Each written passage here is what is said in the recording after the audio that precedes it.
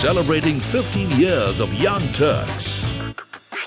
Welcome to this Young Turks special. We are in conversation with Deep Kalra of Make My Trip. Deep, thanks for joining us on the program. I'm going to begin by asking you about this particular transaction that has gone through 330 odd million that you've raised through a private placement and through a share purchase by Naspers and Ctrip. So talk us through why this deal at this point of time and what you hope to have achieved with it. Sure. Thanks for having me. I think it is a special day for us. It's been actually a pretty amazing year. So Saina, fundamentally, I think it's fair to say that this market, the OTA market in India, online travel market in India, is a very exciting place. And because the OTA business has done so well around the world, the model per se is a very profitable model, and it's done well around the world. North America with Expedia and company, Europe with Booking.com, China with Ctrip have been great examples how you can not only create a lot of value but actually make a lot of money, which is unlike perhaps a lot of the other online models out there today. There's still question mark on the fundamental model, how profitable is that. Since this has been proven to be really profitable, there's a lot of interest, and it'll be fair to say that competition is only going to stay intense in this sector. Just because we did one big consolidation move with a merger with GoIbibo and Redbus, it doesn't mean competition's gone. The multinationals are very keen on the business. Correct. Expedia is here and they're looking to grow the business aggressively. Absolutely. So is Booking.com in the hotel space. Absolutely, absolutely. And there are Indian players too, and everyone's kind of throwing their hat in and saying, hey, how can I get a share of the pie, because it's a lucrative pie. So given that context, I think it only made sense for us to perhaps build a war chest, to use that phrase. We had a pretty good, strong balance sheet already, about 200 mil. We've raised another 330 million. So we're going to have over $500 million, which is big. It's big by any standard. Essentially to fund organic needs. So we're still in the investment mode on the hotel business. The air business is mature, it generates money, it makes money, but the hotel business, we're still investing. Today the total penetration is less than 10% of Indians who buy their hotel product, hotel need online, whereas for air it's 50%. So there's a long way to go, and we want to be at the forefront of that where we are today, but keep on leading and keep on growing also into Tier 2 and Tier 3 India. Okay. And then, sorry, just to complete, and then we have a finite amount of capital which we kind of is earmarked in a way for potential expansion on an inorganic way. As far as hotels are concerned, you mentioned that that's going to be a market that you're going to go after. Sometime back I read that you'd launched something on the lines of the Airbnb of India. I don't know, at least that's what the report called it, RightStay. Yeah. So talk us through RightStay. What do you hope to achieve with that? And because it's a crowded space now, so you have Treebo Fab Hotel that's kind of doing the Marriott version of what could be possible in India. You have Oyo Rooms that's experimenting with something. Yeah. You have smaller startups, so Guesthouser and so on and so forth, that are doing exactly what Airbnb is doing. Yeah. So firstly, RightStay is about alternate accommodation. It's not about branding budget hotels. So that's a different space. And we do have MyValue Plus and GoStays in that. We are in that space. We think it's an interesting space. But RightStay is actually the alternate accommodation stays. It's actually typically homestays. It could be while owner is right there and there are a couple of rooms. It could be the whole house, or it could be the whole apartment. Airbnb. So, yeah, sure. So very similar, and Airbnb has obviously done a phenomenal job of this internationally. We think the market is actually right for it, and actually has been for a while.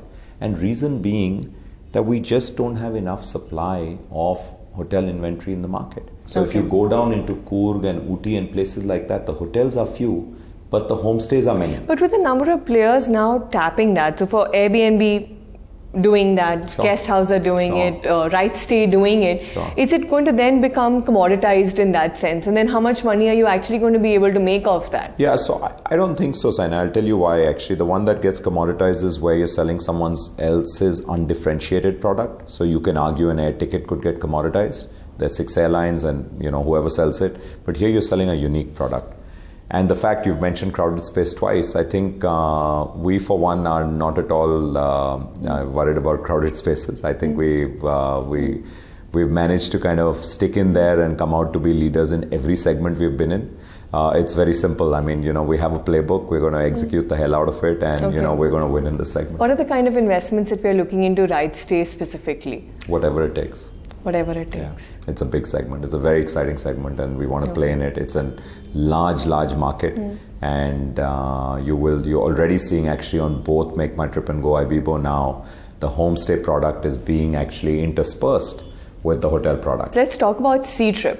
In terms of synergies, in terms of whether they're just investing strategically into the company, is there some sort of longer term, integration that might happen? Talk us through what's happening on the Ctrip side. We've known them actually even pre-IPO, and they were even keen to come in as an anchor in the IPO. At that time, we weren't ready. All right. Yeah, and they've actually really strong on execution. So we've already had multiple sessions where there've been an exchange of ideas. We obviously have a lot to learn from them on the mobile side. Such as? So the mobile market there is about 20x our size. Most of it is all mobile. So most of it I think we are learning, and they've been very open and very supportive. And we really value that. Even now, I mean, they came into the transaction, they didn't need to. The share price is much higher than when they came in. When they invested in January 2016, I think we're talking about a convertible. They came in at $16 to $19 price. All right. They've come in at $36. Yeah. So they obviously believe that the best is yet to come. So is Make My Trip at some level going to become a sort of agency for Ctrip in India? And I'm asking this in the context of what we are seeing play out with the way Alibaba is moving with Paytm. Yeah. I mean, I'm being very blunt about it. No, I appreciate it. I love blunt. So, and I'll be equally blunt, no. They're pretty clear that they want to invest and they want to partner and see what's happening. Just to share with you, Booking.com through Priceline, their holdco, actually is a 10% shareholder in Ctrip. And they have a board seat. Yeah, so it's pretty interesting. Okay. So technically, Booking.com has a 1% holding in us, which is 10% of 10%. All right. So no, I think they just want to have a part of the play here. India market. They also do have the right to increase their thing. I think they can go up by another 10% if they want to. So they do have that right. Okay. One last question on a more general note on what we're seeing play out in the e-commerce space, especially. Do you think some of these Indian companies, I mean, just drawing from your experience, waited too long to list? I mean, could that have been, they would not have been so dependent on investor capital and, sort of even investor overreach as well? Sure. And I think that's well put.